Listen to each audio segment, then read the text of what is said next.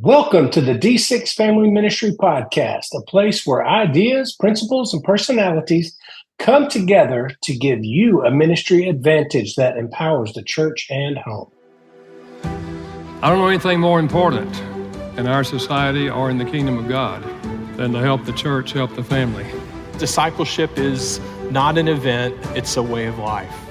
And one day it just hit me that discipleship at home was not about doing more.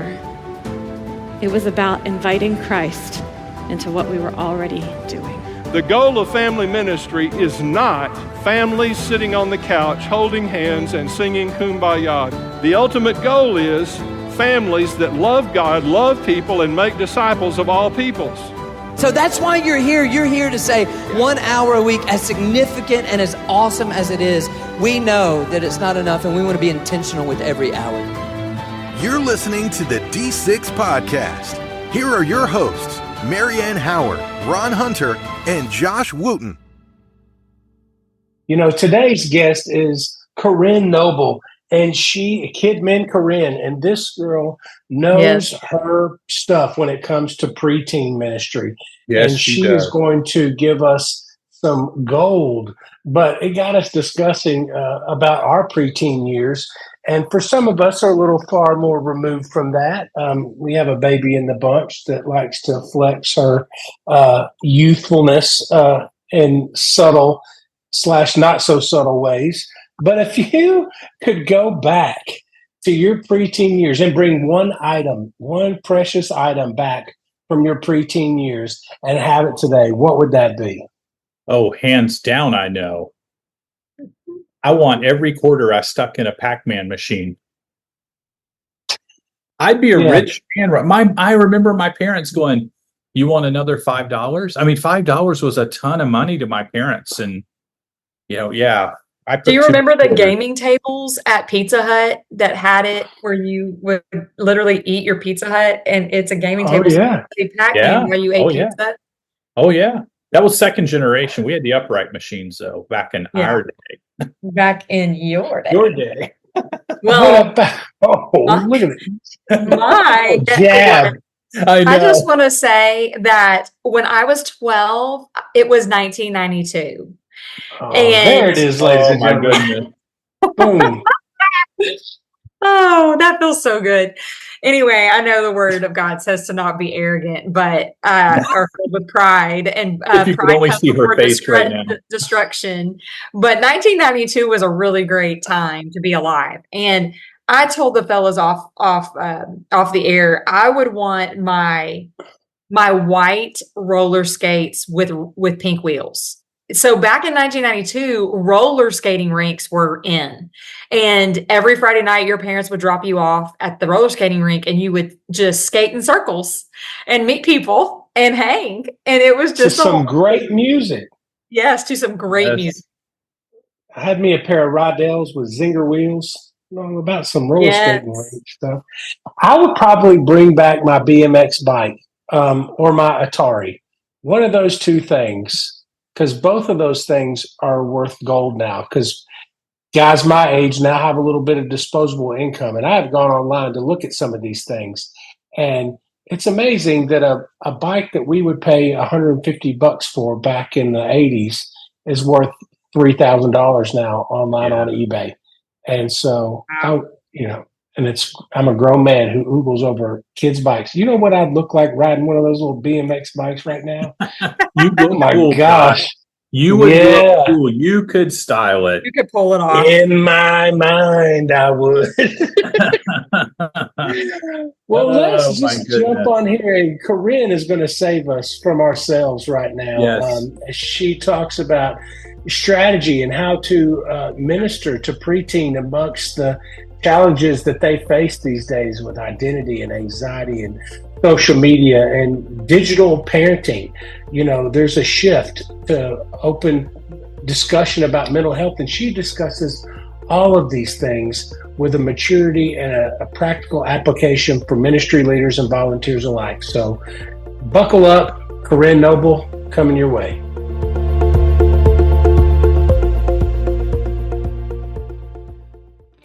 Introducing D6 Everyday Foundations, strengthening the building blocks of faith.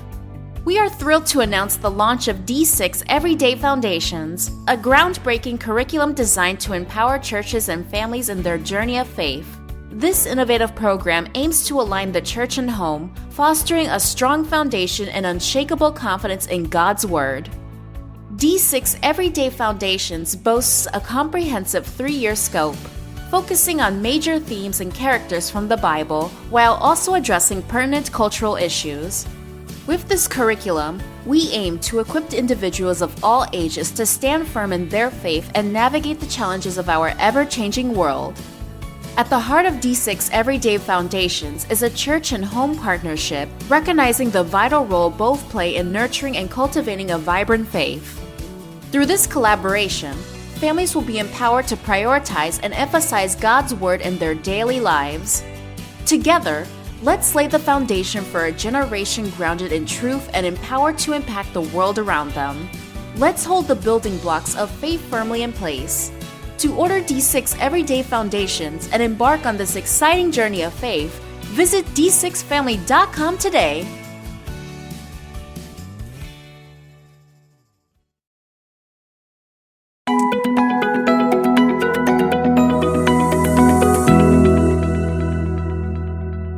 Today, I'm joined by Corinne Noble. Corinne is a children's minister and founder of KMC Ministries. Corinne and her husband, Sean, love traveling and doing ministry as a team. She enjoys writing curriculum, creating set designs, and sharing her creative ideas with other KidMin leaders at kmcministries.com. Corinne, thanks for being here today. Hey, thanks for having me. So we were talking just a little bit ago. You are from the West Coast. Yep. And so we thought it would be a great idea for you to get here early morning. Totally. And so this morning, what time did you say you woke up according to your time? My time, 3 a.m. So how are you doing? Yeah, I've had like 3 shots of espresso already. Probably going to have some more later, and I might need to drink some water. Okay. And the day has just started. And it has just started. So yeah, so we're going to see how this is going to go. This could be a lot of fun. But we're talking about something that kind of gets overlooked, the forgotten group of people, and that's the preteens. So we're talking today about bridging the gap and how to actually minister to these preteens. I'm curious, though, about your early middle school days. Take us back to that time. What were you like? Were you awkward? Were you popular? Were you comfortable? What did those days look like? Yeah, so I saw this question. I was like, awkward, yes. Popular, no. Definitely not. Preteen years were probably like my roughest years, honestly. Like, I feel like I gained a bunch of weight, got really awkward, like didn't know how to dress, like didn't know what like my style was, didn't know what group to fit in with. I mean, it was definitely a struggle. Definitely the time period when I started noticing like the opposite sex and like being like interested in like boys and like didn't really know what to do with that. I changed my name during that time period. So I used to go by Corey because I was like a tomboy, but then I started liking boys. So I decided, hey, I'm going to be Corinne and try to be girlier, you know. So definitely an awkward, weird, transitional time for me. Not a good time. And I think a lot of us are nodding our heads with that, being like, yep, I remember that. Or we don't remember it because we've put it so far out of our mind. Blocked it out emotionally. Yeah. And maybe that's why we forget to minister to this group sometimes, because we don't want to go back there, repress memories. But, you know, it can be easy for us to forget how volatile those years are because they are so weird, so awkward. We don't want the braces anymore. And also from a calendar perspective, we think about our kids, you know, they're just 1 year older. Well, they were in 5th grade, now they're in 6th grade. It's 1 year. They're 1 month older. They're 1 day older today. They're just in the next grade. But that's really not how it is. There's so much change happening at one time. I mean, I went from 5th grade where everybody was a kid watching Power Rangers. I show up to 6th grade and it's like, these kids are smoking. Like what happened over the summer? I don't know. What are the things that the kids are dealing with in those in-between years now when they're not quite a kid but not quite a teen? I think it's so much like different than it even was when I was a preteen, which was like I'm going to date myself, a little over 20 years ago. But I mean, it was already so difficult. It was already such a difficult time. But I think, the added like technology and social media and all of that is affecting preteens now, which it wasn't. When I was a preteen, I was like really just before like the phones and like all the social media blew up. That was my preteen years. But now they're dealing with that stuff too. So I think they're handling so much more than they're really ready to handle emotionally and like cognitively. And I think that's affecting them even more. From a mental standpoint, like anxiety issues are just so prominent with this age group already. And I think things that we used to see were like youth group and student ministry issues are now becoming preteen issues and even like upper elementary issues as well. Yeah, and I don't remember those years too well, but thinking back, I mean, we're close to the same age, I think. Do you remember a lot of kids dealing with anxiety and depression during those times when we were in those years? Yeah, so I think that some of it is like, there's a lot of talk about, kids and teenagers these days are dealing with more anxiety and more depression and just mental illness and everything. But I think in some ways it was more that our generation was more told to suppress it and not talk about it. And I think it just wasn't something we were as open about. So I don't know, like, did people really not experience as much of that, or were we just not talking about it and more of us were suppressing it? But I do think it is worsened, just the technology. Again, technology and social media is definitely worsening anxiety for everyone. I mean, adults, kids, teenagers, everyone's affected by that. So it's hard to say because I don't know if you experienced that, but I think that my generation, I'm a millennial, I think we were really taught to suppress that. I think you're absolutely right. And kind of going along with that, with social media, technology, the increased exposure to the world where we can turn on the news or open our phones and it's 24/7 news all the time. Yes. Is this age being forced to grow up faster? Absolutely. I mean, I was just talking with someone like yesterday at the conference about this, like when I experienced stuff when I was like, preteen, middle school, I heard a word or a subject that I didn't understand or didn't know what it was. I would like go to my mom and ask her about it, or even go to a friend. What are kids going to do nowadays? They're just going to pull out their phone. They're just going to Google it.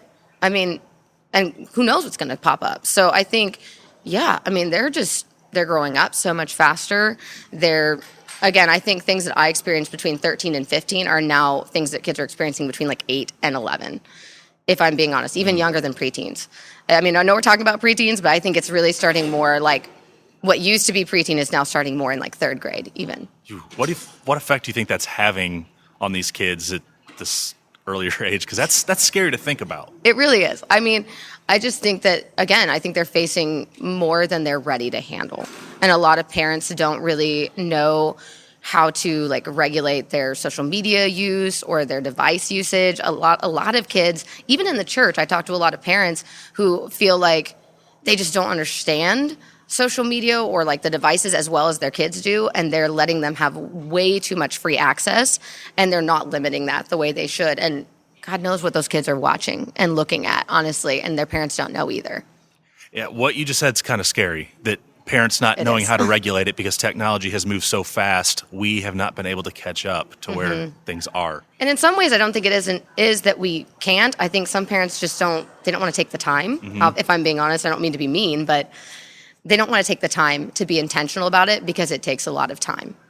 That's true. I mean, if you think that your kid being on TikTok is no different than you being on AOL Instant Messenger 25 years ago, then you're believing something else. Yes.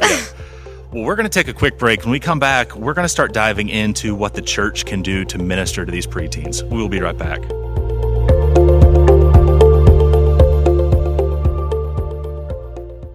Parents, grandparents, volunteers, and church leaders. Are you ready to take your family discipleship to the next level? Join us for the 2025 D6 Conference, where faith and family come together. At the D6 Conference, you'll connect with like-minded individuals, learn from top family ministry experts, and explore innovative ways to disciple the next generation. Join us in Seattle, Washington, March 21st and 22nd, or in Orlando, Florida, in April from the 22nd to the 24th, featuring dynamic speakers, engaging workshops, and practical resources that you can take back to your church and home. Don't miss out on this life-changing event. Visit d6conference.com to register now and be part of a movement that's shaping the future of faith and family discipleship. D6 Conference 2025, where true family ministry training happens. March 21st and 22nd in Seattle, Washington, and April 22nd to 24th in Orlando, Florida. Register today at d6conference.com. We're back, and we're talking to Corinne Noble about how we can bridge the gap and minister to preteens. Now, whether these kids are inside our churches already or they're outside the church, how do we reach them? Because they are such a unique group. We sometimes have trouble pinpointing who they are. So what can we specifically do to reach these kids? You know, I honestly think it's easier than people think it is, because I do feel like a lot of people think, oh, preteens are the hardest age group to reach, or I don't know how to reach preteens, or oh, don't give me the preteen group. Personally, that's my favorite age group to work with, even though it was my least favorite age group to be in. It's my favorite age group to work with, and I think it's because it really is so easy to actually engage them. Like, it's about relationship. I mean, if they know that you care about them, if they know that you love them and you want to get to know them and you learn personal details about them, it's really so easy to just get in with them because they aren't really quite teenagers yet. They haven't put up all those guards yet.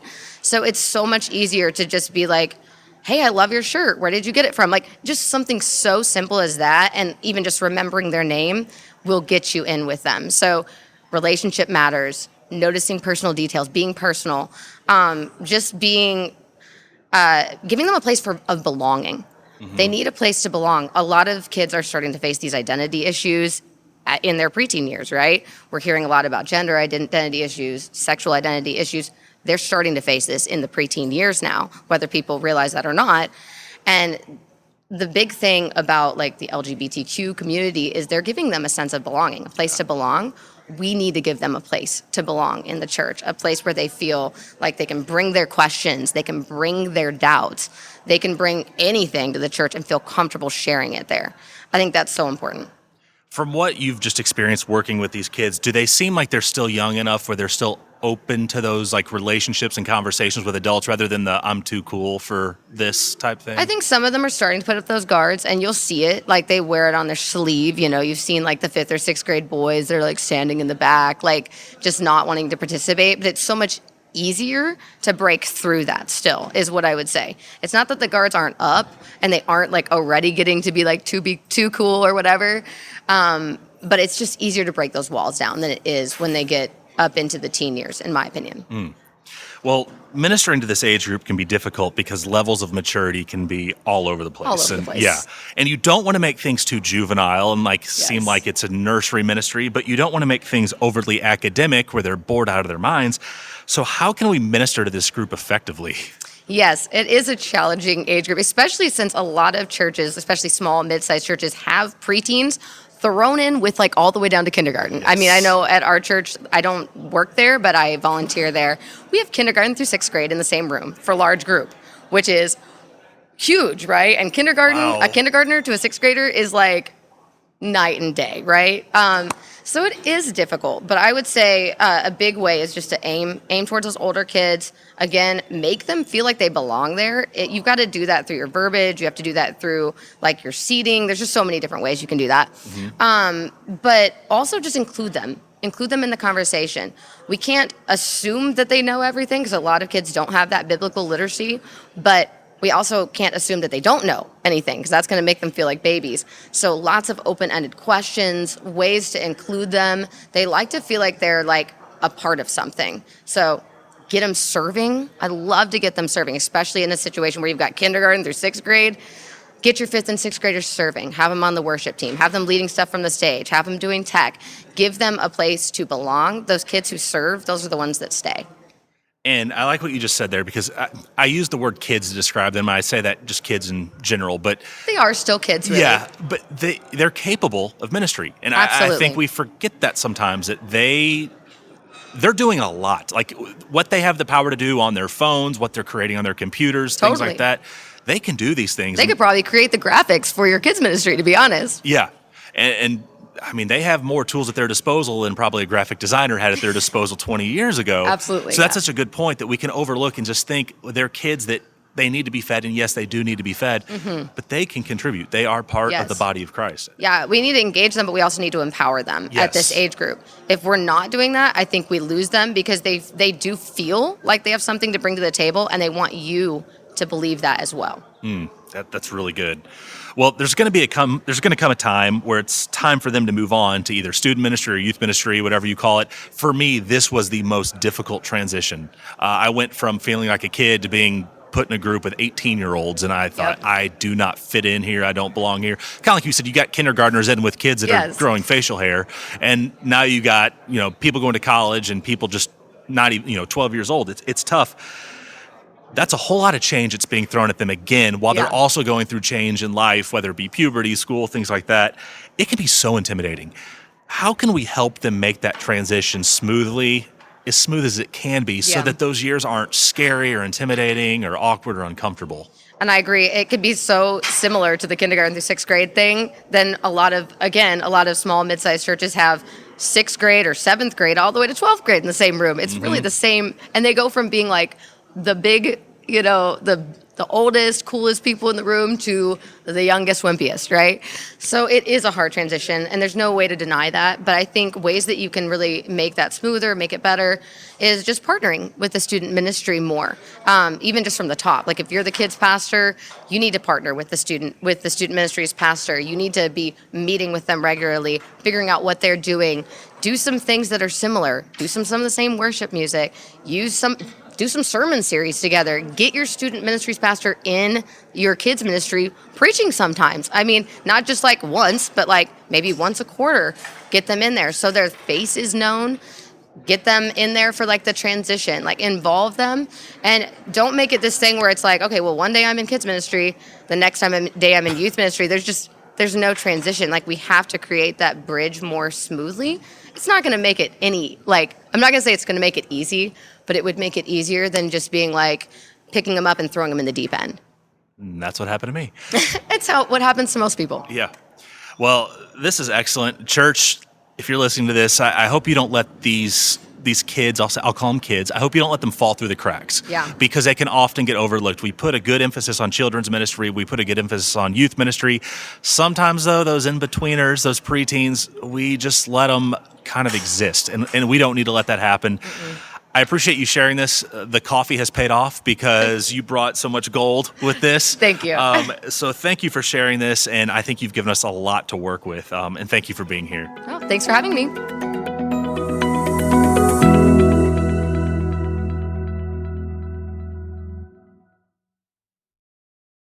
This was one of my favorite interviews in a long time. I don't toss that out very easily, so it's a high compliment. But here's a second question. We talked about things we could bring back, but she talked about ways our parents should regulate our kids. Yeah. Our kids got cell phones in an era where we didn't know how to best regulate them. And my wife and I didn't do the best job with that. What is an area, going back even further with all of us, Josh, sorry, you and I have to go back further than 1992. But what is some areas that if we were parenting ourselves, that we should have had regulated when we were preteen teenagers? If you were parenting yourself, what should be regulated in your own world, if you're willing to go there? I would make a lot more effort in knowing who I was hanging out with, and what we were up to. There was a lot of freedom, you know, hey, I'm going out with so-and-so and I'm spending the night and I'll see you tomorrow. And that was about it. And there's a lot of destruction and wandering can go on in a good 16-hour period between a Friday after school and a Saturday morning around 10 or 11 o'clock at night. And so, 10 in the morning. So I would make a much more concerted effort to figure out what is really going on with their kids. And with digital technology, we can, but I think there's a balance there to be had. Yeah, I would say similar along those same lines. we give the digital age such a bad rap, but like I know where my kids are. We've got all the tracking things. I have a driver in my house, and we don't deal with the deception piece of where are they, because I have it right here on my phone. Back in 1992, we may have told our parents one thing and do another thing. Yeah. There was just not the connectivity and the knowledge of where we were, and we weren't always honest. And it wasn't so much that I'm not saying I didn't lie, but it wasn't so much that it was just a bold-faced lie. It was more, tell the truth, but don't always tell it kind of thing. Like you were Don't tell able the to whole kind of say story. Yeah. just enough to Yeah. not be completely honest. You could deceive easier in the 90s or before than you can now in those ways. Yeah, influence is a big piece of that. I think you're right, Josh. I think who was influencing me at the time. I was trying to fit in at 12, 13. You're like, you have identity crisis. You're not sure who you are. You're trying to figure out who the cool you're awkward. Who do you want to fit in with? And I think that I would have parented that a little more strategic. Like if I were parenting me, I would have wanted to be more strategic about that. Like, Marianne, you don't have to try to fit, just be you. And here's who you are, kind of thing. Yeah. What about you, Ron? Man, a couple of things comes to my mind. Driving, when you get a car, for a guy, I don't know about for ladies. I've never been a lady, but for a guy, the car is just in. That's right. Ron's never been a lady, ladies and gentlemen. Right. But I mean, it is our identity, and you tested your boundaries both in speed and. I mean, I drove my car off-road places that people wouldn't drive a four-wheel drive. I've gotten it stuck in places where I did not want to tell my dad, and I would have to let the air down on the tires to climb out of this crevice that I was in. And so driving was a big part of it. And then what Josh said, there was things beneath the surface where, you're seeking information because you're not talking to your parents and you're getting from all the wrong places. Those are my two areas. I'm like, man, if they would have just had those conversations with me, or if I'd have been upfront about my driving, so those are my two big ones. I think one of the things I loved that Corinne said in her interview was just how you can integrate kids that are digitally savvy, like as they're being discipled, like let your preteens be your graphic designers. What a brilliant way back to that intergenerational discipleship that we talked about in a previous episode. But like, think about how digitally savvy they are. I mean, my 13-year-old, he can code. At 13, there's things he can do. My husband's pretty technologically savvy, and we try to stay ahead of them in that.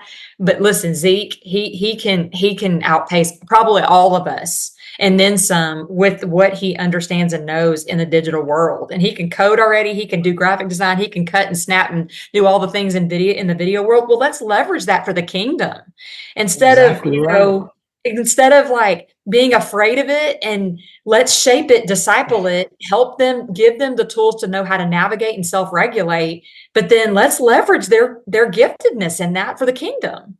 Yeah. Well, that's what we used to do every Wednesday night. I would just hand my phone off to one of our high school girls and said, here, it is open to our church's social media. And of course you vet them, but that's their language.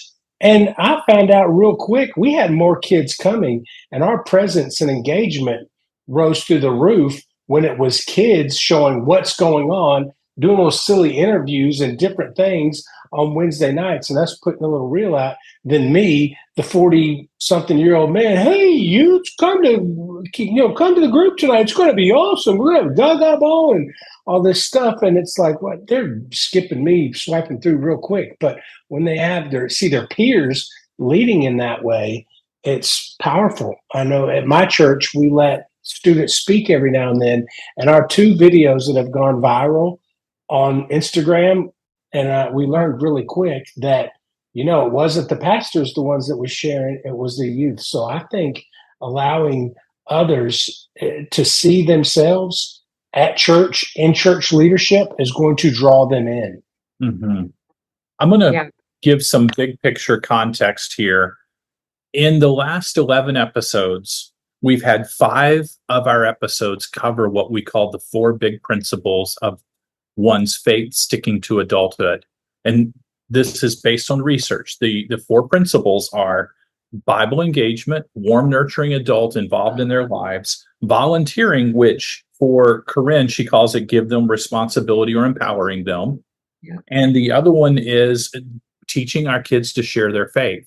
If they do 2 of those 4, it substantially raises the probability they will not walk away from church or their faith. If they do all 4, it's almost a lock.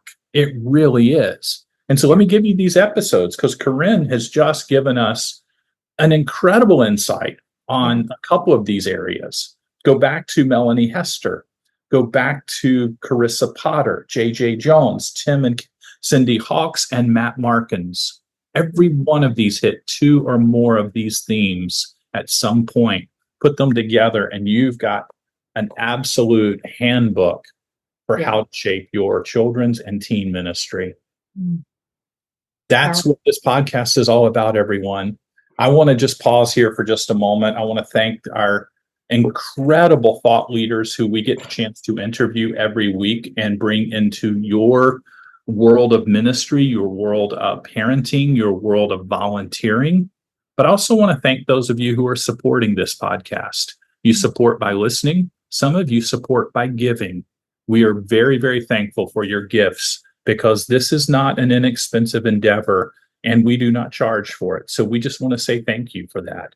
And if you're not, and you say, man, I'd really like to be a part of that, go to d6hero.com and take a look at all the ministry the D6 family does and see what you can do to make a difference globally in one of the areas that we get a chance to partner with you to do. We look forward to being with you each and every week. And thank you for trusting us with the time that you spend listening to our antics, listening to our speakers' insights, and trying to be a better person for Jesus Christ. We appreciate you. We'll see you next week.